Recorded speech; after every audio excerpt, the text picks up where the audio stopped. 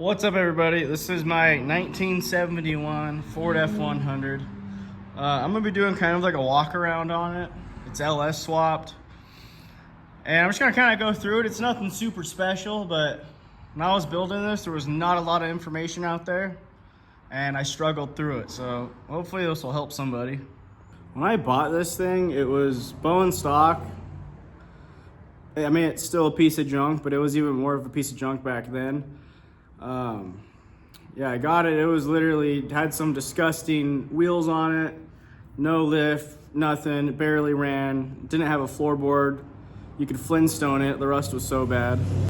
The first thing I did was, as any good man should, I didn't adjust I didn't do anything to the motor, even though it ran like crap. I put a sick rough country lift on it. 0 out of 10 would not recommend it. It is literally the worst riding thing in the world. Then next thing I did was, for some reason, these older Fords, only the 4-wheel drive version, do not come with power steering. Why? No idea. So that steering box is out of a 1978 and 1979 Bronco. You literally just plop it on, drill some holes, and then you just get some custom linkage, and that linkage is off, I believe it's called Benchworks. And then the steering, the tie rod, and the drag link, I got those just for some universal kit on like rough country or something. You just cut them to whatever length you need.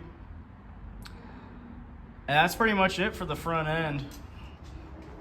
The rear end just has still the same, just absolutely god-awful double stacked lift. Absolutely terrible.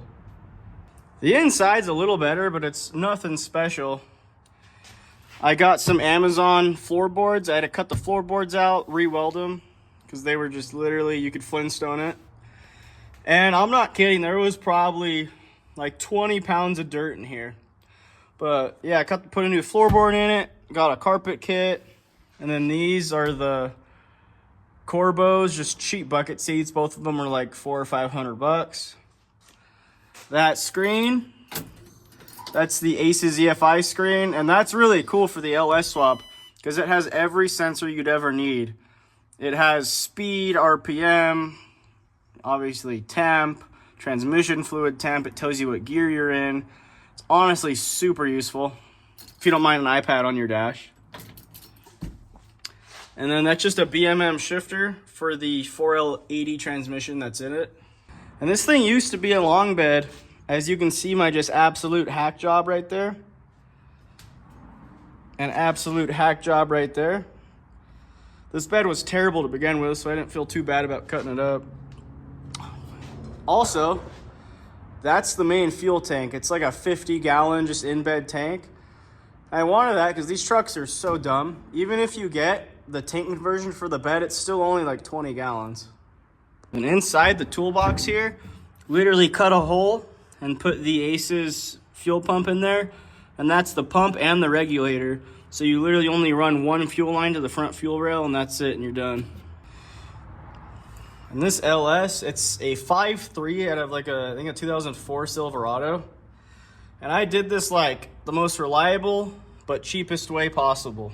So I went through the motor and initially literally just put rings in it, did a dingleberry hone job and bearings, and it runs honestly great. I just got the Amazon intake, Amazon catch can, Amazon coolant reservoir, literally everything I could get away with Amazon, I did Amazon. I got like OEM fuel injectors, but literally bone stock. I'm just doing a mechanical fan. I don't have a shroud yet, but just a mechanical fan just because it's more reliable, less wiring, less to deal with. And then you can see down there, the power steering is just the stock, the GM power steering pump that came on the motor. And I literally just got like a universal power steering plumbing kit off Amazon for 30 bucks. It still has manual brakes, and with 37-inch tires, it tries to kill you. And this motor, it's literally bone stock. The only thing it has is the old Texas Speed, like Chopacabra cam. Other than that, it's completely bone stock. The engine mounts, I spent a little bit of money on. You can barely see them down there, but they weren't that bad. They're like 500 bucks.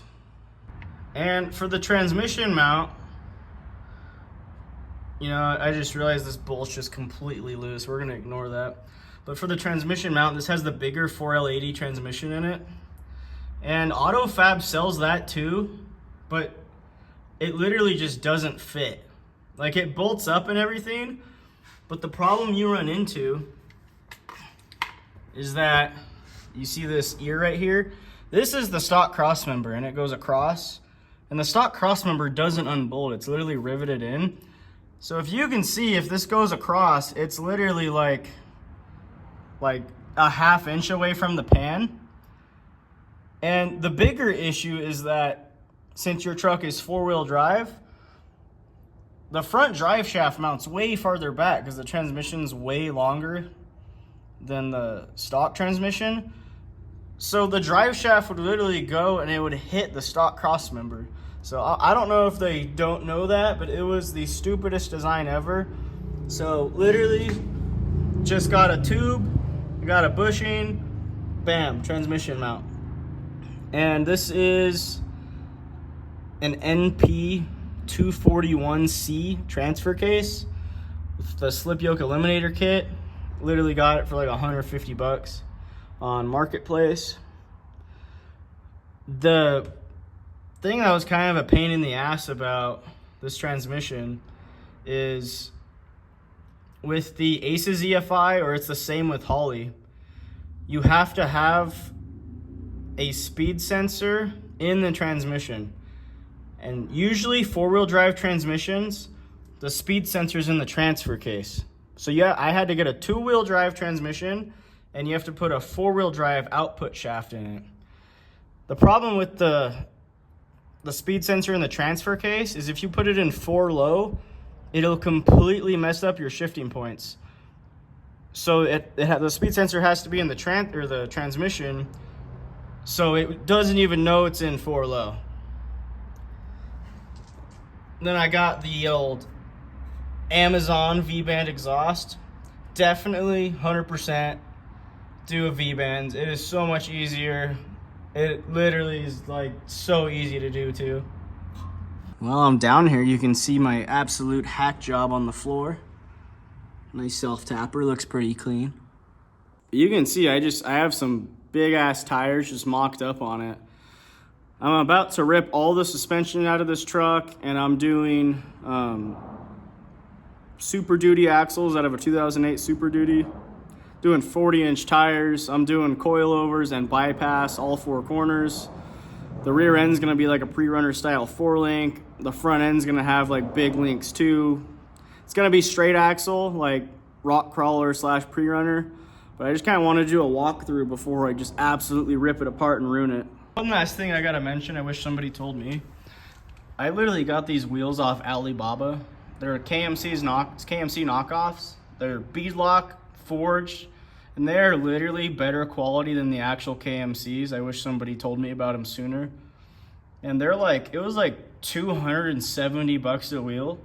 And the equivalent actual KMC that's forged beadlock is like $700 a wheel. These are like, and I'm not even joking, these are better quality. They're way better. I almost missed the best part of the truck. Yeah.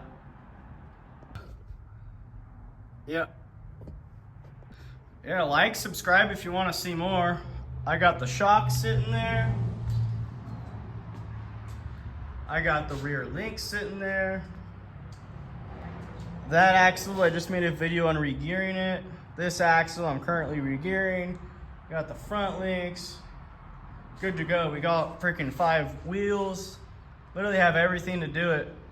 Just gotta do it. So like, subscribe if you want to see this thing get chopped in half and completely ruined. Also, one more thing for all the haters out there, because I know you guys are gonna be like, you know, oh no, that's, you ruined it. All right, this thing's been sitting for a month. I want to see your POS carburetor do this, all right?